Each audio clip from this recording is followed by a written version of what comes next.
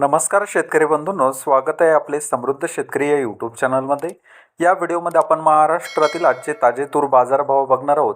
दिवसभरामध्ये कोणत्या बाजार समितीमध्ये तुरीला किती भाव मिळाला, चला तर सविस्तर माहिती आपण या व्हिडिओमध्ये बघणार आहोत, तर हा व्हिडिओ आपण शेवटपर्यंत बघावा।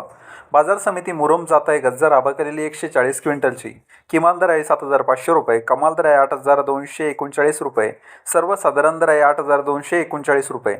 बाजार समिती अमरावती जात आहे लाल आबाकलेली 2,472 क्विंटलची, किमान दर आहे 8,000 रुपये, कमाल दर आहे 8,191 रुपये, सर्वसाधारण दर आहे 8,095 रुपये।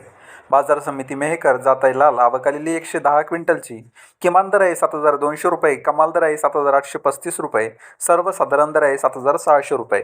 बाजार समिती दुधनी जात आहे लाल आबाकलेली 437 क्विंटलची, किमान दर आहे 6,000 रुपये, कमाल दर आहे 8,300 रुपये, सर्वसाधारण दर आहे 8,081 रुपये।